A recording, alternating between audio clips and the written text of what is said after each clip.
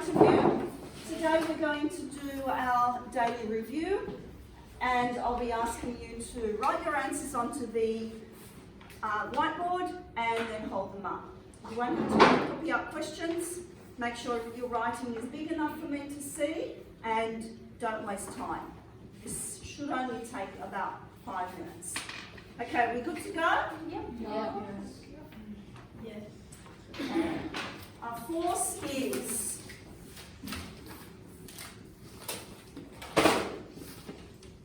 as soon as you've got your answer, you can hold it up.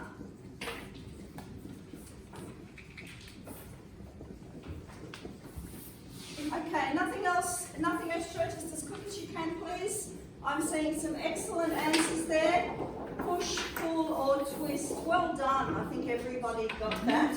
That is our correct answer. Push, pull, or twist. Well done. Thank you. Clean those off now, please. Quickly. And the next question is coming up now. For an object to start moving, the forces must be.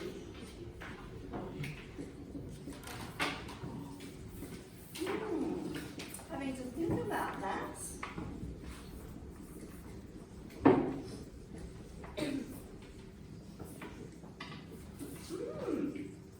Well, I'm getting some answers here that I didn't anticipate, but some of them are certainly correct. Just wait a minute.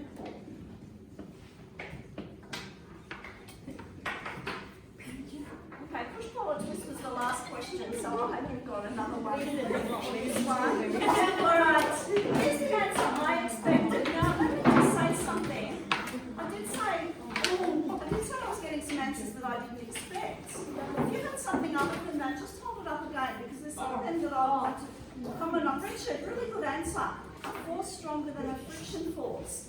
Greater than the opposing force, greater than, yeah.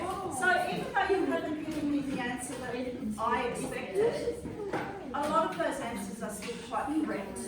So we've got forces working in opposition, and for the object to start moving, we've got to have one force stronger than the other one, which could be stronger than friction. So well done, Richard. I like that answer. Name a force that opposes the motion of a bicycle. That's good. Excellent. Excellent. Yes, well done. Oh, thank you, Alex. Yes, I like to see this side. Excellent. Well done. Thank you, Now, these next two questions, in fact, there are two answers. Just make sure you have them in the right order, please. So write one above the other. First answer on top, second answer on the bottom, and that's important. With magnets, like poles, blank, while unlike poles, do something else.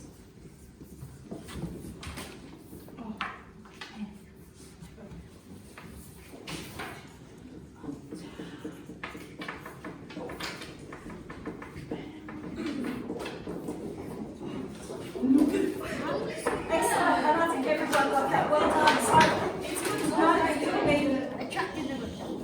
know that you've been learning some of these points and remembering them. Cleaning your sheets, please, while I'm getting the next one ready. Now, with magnets, like poles repel, unlike poles attract, and you've all got that correct, so well done. Now, electrostatics. Something or other charges attract. Two answers again, one on the top, one on the bottom, so that I can tell which order you mean them in.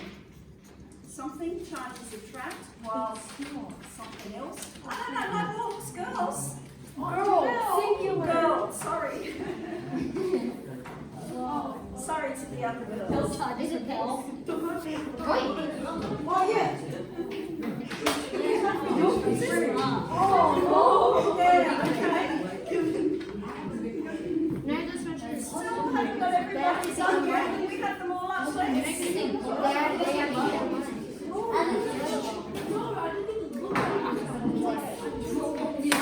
Okay. Thank you. They can go down and you can clean them. But I do have a few comments to make on that before we go on to the next one.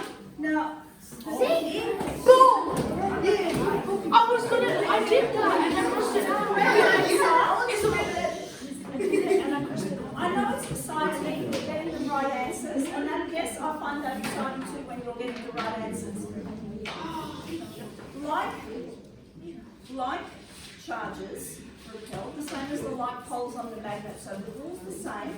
Unlike charges attract. Now, where do positive and negative come into this? A lot of you had positive and negative. Where does that come into this? Aren't those Isabel? the charges? They are the charges, so keep going. For example, I forgot what they're called. What's it called? With the rods, we had the positive charge and the negative charge. We had positive, yes. So what I just said is we had positive charges and we had negative charges, but we still need to come back to unlike charges. So what would be an example of unlike charges? Alex? The two different ones. Electrons? Yeah, so the first makes right angle and or a plus and a minus The charge. electrons and the protons. Well, yes, it's the electrons can answer is about the electrons that give the charge, whether we rub them off or on. Yeah. Now, like charges could be too positive or too negative. Okay, and I think there's just one more. This one you might have to think about. What happens when a static electric charge builds up to a very high level?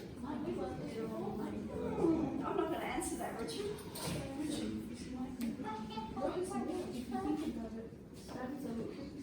Okay, put up your answer. Put up your answer, whatever it is.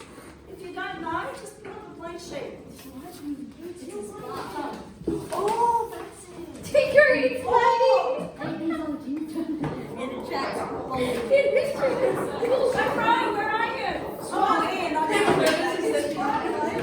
know. But you should go to see what's Okay, thank you.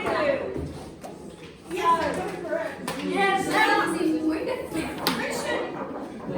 Richard asked me if we had done this, and the answer is no, we haven't really, but we're going to do that today.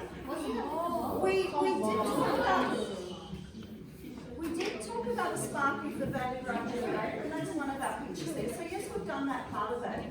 And we might have mentioned lightning briefly, but lightning is really just a gigantic electric spark, like what we got with the Van de Graaff generator. Well, the boom might be the thunder, Alex, but the lightning is the spark that's just jumping across. And somebody who had something on their sheet about cancelling out the charge or equaling the charge. Somebody had that. It shocks. Miss, I didn't stop. Yeah, Zach, well, that's a spark, same thing. Who had something though about the charge? Hold up your sheets again if you haven't cut them off. Was this a spark? What did you have? You can see it visibly. Yeah, okay, that's probably similar to this one. Now, somebody, I saw one sheet that had You said it was about. Yeah. So what is actually happening in lightning is we're getting a build-up of charge, as it said in the previous slide, and the build-up, it just gets so big that a spark jumps across, and then that cancels out the charge. So somebody has something like that. Discharge is a good word, because that's cancelling out the charge.